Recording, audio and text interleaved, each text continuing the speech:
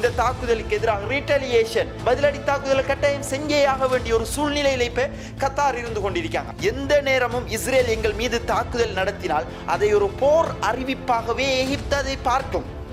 ஆக அந்த போர் அறிவிப்புக்கும் பதிலடி கொடுப்பதற்கு எகிப்து கொஞ்சம் கூட சளைக்காது. அடுத்த தாக்குதல்கள் ஈஜிப்டில் மட்டுமில்லை, துருக்கியிலேயும் நடத்தப்படக்கூடிய வாய்ப்புகள் இருக்கு. ஹமாஸுடனான இந்த யுத்தத்தில் இஸ்ரேல் வெற்றி அடைந்திருந்தால் ஏன் அரபு நாடுகளை இஸ்ரேல் தாக்க வேண்டும் அப்படிங்கிற ஒரு கேள்வி நமக்குள்ள வருதா இல்லையா? ஆக இதுல நம்ம ஃபைனலைஸ் பண்ணி பார்க்க வேண்டிய விடயம், ஹமாஸோட படு பயங்கரமான அடி வாங்கியிருக்காங்க இஸ்ரேல். ஹவுதிகள் மீண்டும் அறிவிப்பொன்று வெளியிட்டிருக்காங்க. என்ன அப்படின்னு சொன்னா, டெல் அவீவ் மற்றும் அதனை சுற்றியுள்ள மூலோபாய நிலையங்கள் மேலே இன்றைய நாளுக்குரிய காணொலியை பார்க்க வந்திருக்கிற அனைவரையும் பணிவன்புடன் வரவேற்கின்றேன். காசாவில் இருந்து ஆரம்பிச்ச ஒரு யுத்தம் இன்னைக்கு முழு மத்திய கிழக்குலையும் பரவிருக்கு. அது இன்னைக்கு பெரிய அளவில் ஒரு பிரச்சனையா மாறி நம்ம சாதாரணமா சொல்ற விஷயம் இல்லைங்க. இது சீரியஸா இப்ப போய்கிட்டு இருக்கிற விஷயங்கள் உண்டாக இந்த யுத்தம் இப்ப இருக்கு.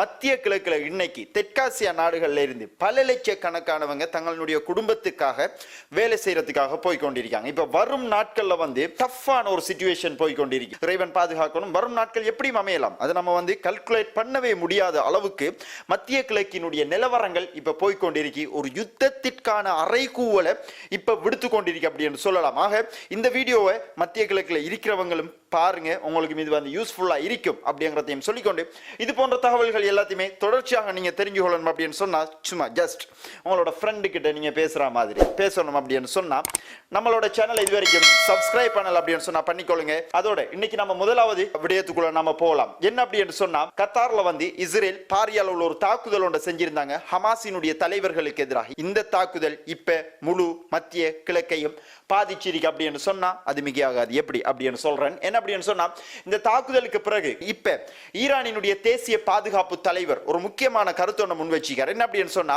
இன்னைய நாள் இப்ப நீங்க இந்த வீடியோ பார்த்து கொண்டிருக்கிற இந்த நேரமா கூட இருக்கலாம். நான் போன வீடியோல சொல்லியிருந்தேன், கத்தார் அவர்களுடைய கூட்டணி நாடுகள் மற்றும் அரபு நாடுகள் எல்லாத்தையும் சேர்த்து ஒரு அணியின் கீழே கொண்டு வந்து ஒரு மாநாடு ஒன்று நடத்துறாங்க. இந்த மாநாட்டினுடைய மிக முக்கியமான விஷயம் நோக்கம் என்ன அப்படின்னு சொல்லி பார்த்தோம் அப்படின்னு சொன்னா, நான் சொன்னதான் ஹமாஸ் தலைவர்கள் மேலே கத்தார்ல தாக்குதல் நடத்தப்பட்டிருக்கு. ஆக இது கத்தாரினுடைய இறையாண்மையை மீறக்கூடிய ஒரு விடயங்கள் உண்டாக இருக்கு அப்படிங்கிறதுல எந்த ஒரு மாற்று கருத்துக்களுமே இல்லை. சோ அந்த நாடு இந்த தாக்குதலுக்கு எதிராக ரீட்டலியேஷன் பதிலடி தாக்குதலை கட்டாயம் செஞ்சே ஆக வேண்டிய ஒரு சூழ்நிலையில இப்ப கத்தார் இருந்து கொண்டிருக்காங்க. அந்த அடிப்படையில தான் ஈரானினுடைய தேசிய பாதுகாப்பு தலைவர் சொல்லியிருக்காரு. என்ன அப்படின்னு சொன்னா, இன்னைக்கு நடக்க இருக்கிற இந்த மாநாட்டில் ஏற்கனவே அரபு நாடுகள் ஒன்று கூடினா என்ன செய்வாங்க, வார பர்கரையும் அதே மாதிரி இந்த மெக்டொனால்ட்ஸ்ல இருந்து வாரத்தையும் சாப்பிட்டு போட்டு வார கொக்கோ கோலா இல்லாட்டி பெப்சி ஏதாவது ஒன்று குடிச்சு போட்டு பௌரவளத்துக்கு போய்கிட்டே இருக்கிறது தான். சும்மா ஒரு கண்டன் அறிக்கை ஒன்று விட்டு போட்டு போய்கிட்டே இருக்கிறது தான் அரபு நாடுகளினுடைய முக்கியமான வேலையாக இருந்துச்சு.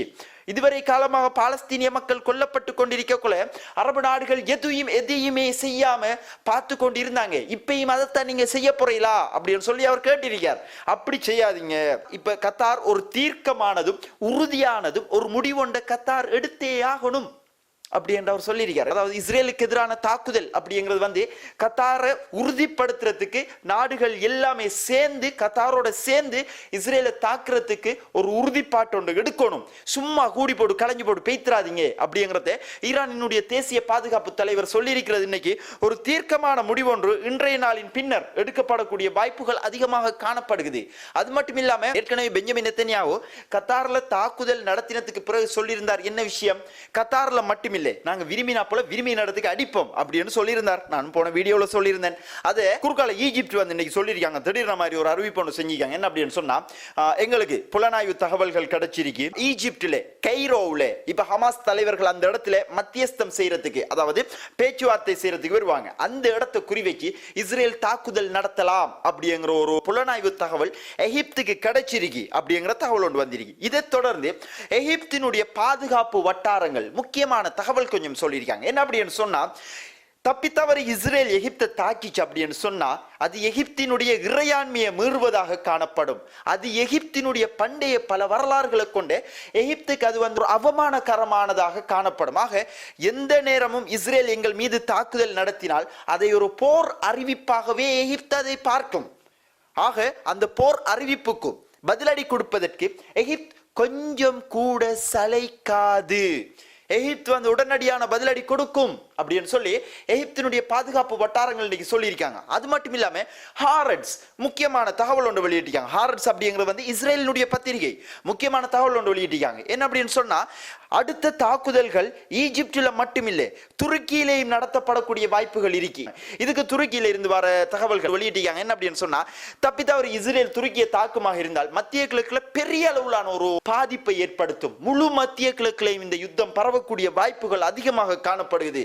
அப்படித்தான் இந்த யுத்தத்தினுடைய நகர்வுகள் முன்கொண்டு சென்று கொண்டே இருக்கே அப்படிங்கிறது இதுல இருந்து கிடைக்கிற முக்கியமான விடயங்கள் உண்டாயிருக்கு. ஒரு பக்கம் பார்த்தோம் அப்படின்னு சொன்னா, இஸ்ரேல் ஏன் இவ்வாறான தாக்குதல்களை செய்யணும், ஏன் இஸ்ரேல் ஏற்கனவே இப்ப மத்த மீடியாக்கள் சொல்ற மாதிரி, நம்ம தமிழ் பொக்கிஷம் சொல்ற மாதிரி, ஏனைய மீடியாக்கள் இஸ்ரேலி ஆதரவு மீடியாக்கள் சொல்ற மாதிரி, இஸ்ரேல் இந்த யுத்தத்தில் ஹமாஸுடனான இந்த யுத்தத்தில் இஸ்ரேல் வெற்றி அடைந்திருந்தால் ஏன் அரபு நாடுகளை இஸ்ரேல் தாக்க வேண்டும் அப்படிங்கிற ஒரு கேள்வி நமக்குள்ள வருதா இல்லையா?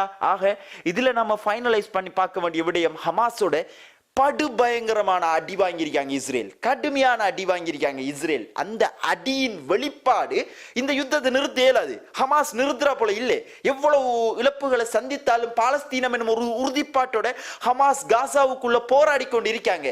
இதை எப்படியாலும் நிறுத்தணும் அப்படின்னு சொன்னா, இதுக்கு இருக்கிற ஒரே வழி ஹமாஸுக்கு வர ஃபண்டுகளை நிறுத்தணும் அப்படின்னு ஈரானுக்கிட்ட கை வச்சாங்க.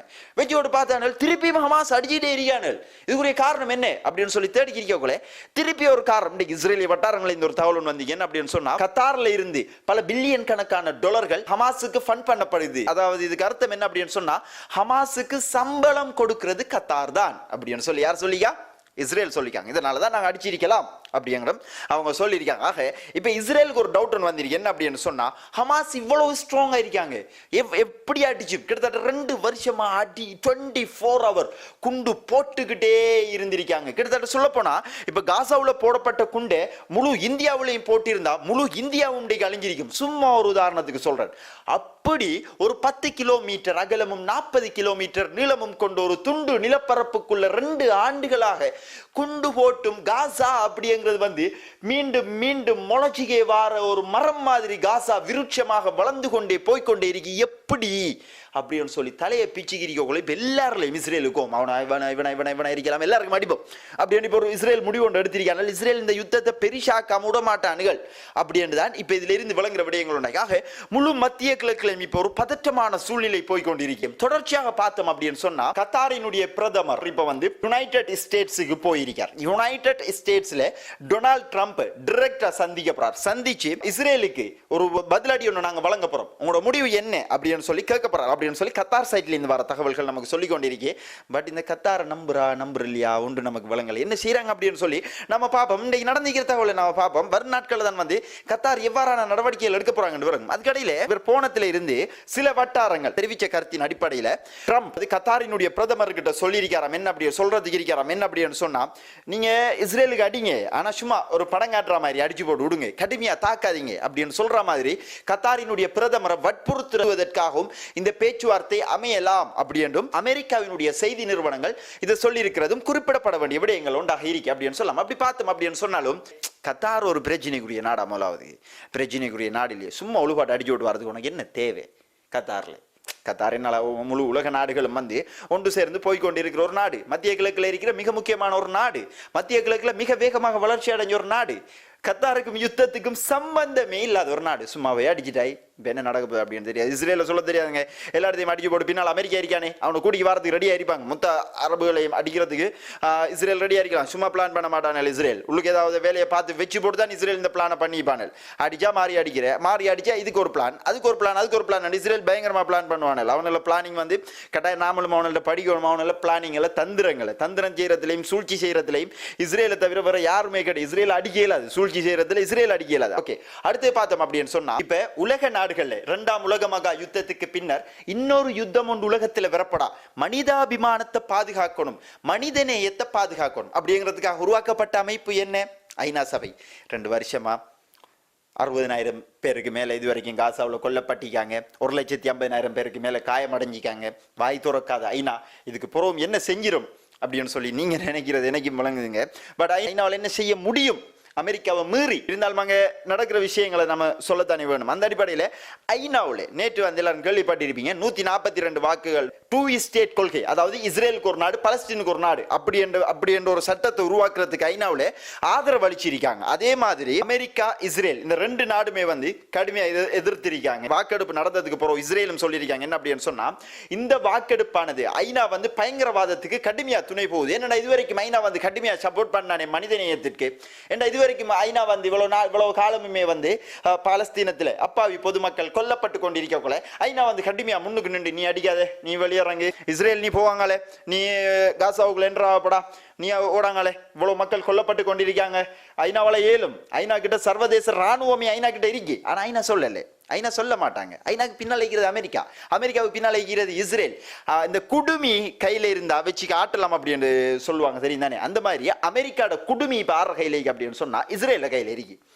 அமெரிக்காவினுடைய முக்கியமான எல்லா சாஃப்ட்வேர் இருக்கலாம், ஹார்ட்வேர் இருக்கலாம், அமெரிக்காவினுடைய டெக்னாலஜி இருக்கலாம், சேட்டலைட் இருக்கலாம், மெடிக்கல் ஃபேக்கல்ட்டி இருக்கலாம், எல்லா துறையிலையுமே வந்து அதை இயக்குறதுக்கு ஒரு மெயின் ஒரு ஆள் இருக்கும் தெரியும், அது இஸ்ரேலாக தான் இருந்து கொண்டு. அவனில் சைஸில் கொஞ்சம் பேர் ஆக்கள் தான், ஆனால் பார்க்குற வேலைகள் படுபயங்கரமான பார்த்து கொண்டிருக்காங்க. அந்த அடிப்படையில் அவங்களை எதிர்த்து அமெரிக்காவால் எதுவுமே செய்ய முடியல அப்படிங்கிறதும் இதில் இருக்கிற முக்கியமான விடயங்கள் ஒன்றா இருக்கு. ஆக ஐநாவில் இந்த திட்டம் கொண்டு வரதுக்கு, அதாவது 2 ஸ்டேட் கொள்கையை திட்டத்தை கொண்டு வந்த நாடுகள் எது அப்படின்னு சொல்லி பார்த்தோம் அப்படின்னு சொன்னா, ஏற்கனவே வந்து ஜூலை மாதம் பிரான்ஸ் மற்றும் சவுதி அரேபியா ஆகிய இந்த 2 நாடுகளும் 2 ஸ்டேட் கொள்கையின் அடிப்படையில், அதாவது 2023ஆம் ஆண்டு அக்டோபர் 7ஆம் தேதி ஹமாஸ் செஞ்சதும் பிழை, அதுக்கு பிறகு இஸ்ரேல் செஞ்சதும் பிழை. ஆக இஸ்ரேலினுடைய காட்டு மிராண்டித்தனத்தை உடனடியாக நிறுத்தணும், இஸ்ரேலினுடைய மனிதாபிமானமற்ற செயலை உடனடியாக நிறுத்தணும் அப்படிங்கிற அடிப்படையில் 7 பக்கம் கொண்ட பிரகடனத்தை சவுதி அரேபியாவும் பிரான்சும் சேர்ந்து நிறைவேற்றி இருந்தாங்க. இவ்வளவு நாடு பலஸ்தீனத்துக்கு ஆதரவாக வாக்களிச்சதுக்கு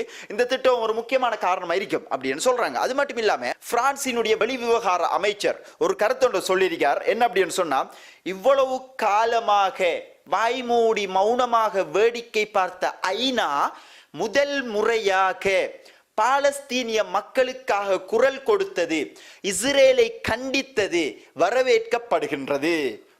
இப்பயாலும் செல்லிட்டானுங்களே அப்படிங்கிற செட்டாப்ல இன்னைக்கு அவர் சொல்லியிருக்கிறதும் கருத்தில் கொள்ளப்பட வேண்டிய விடயங்கள் உண்டாயிருக்கு. அது மட்டும் இல்லாம இவ்வாறு ஐநாவில் பலஸ்தீனுக்கு ஆதரவாக 142 நாடுகள், கிட்டத்தட்ட உலகத்தில் 3-2 மெஜாரிட்டியா இன்னைக்கு பலஸ்தீன் அங்கீகரிக்கப்பட்டே ஆகணும் என்று முழு உலகமும் சொல்லிருக்கி அப்படிங்கிறது முக்கியமான விடயம். 12 நாடு அப்சென்ட், அதுல 12 நாடு வாக்களிக்கவே இல்லை, அது ஒரு விஷயம். அதை விடுங்க, இன்னொரு விஷயம் இப்ப நடந்து கொண்டிருக்கு. போன வருஷம் நம்ம எல்லாருக்குமே தெரியும், இந்த யூனிவர்சிட்டி ஸ்டூடெண்ட்ஸ், இஸ்ரேலோட சம்பந்தப்பட்ட யூனிவர்சிட்டிஸ், இஸ்ரேலினுடைய நிறுவனங்களுக்கு நிதி அளிக்கிற யூனிவர்சிட்டிஸ், இஸ்ரேலுக்கு ஆயுதங்கள் ஏற்றுமதி செய்கிற நிறுவனங்களோட தொடர்பு பட்டிருக்கிற யூனிவர்சிட்டிஸ் எல்லாமே உடனடியாக இஸ்ரேலோட தங்களினுடைய தொடர்புகளை நிறுத்த வேண்டும்.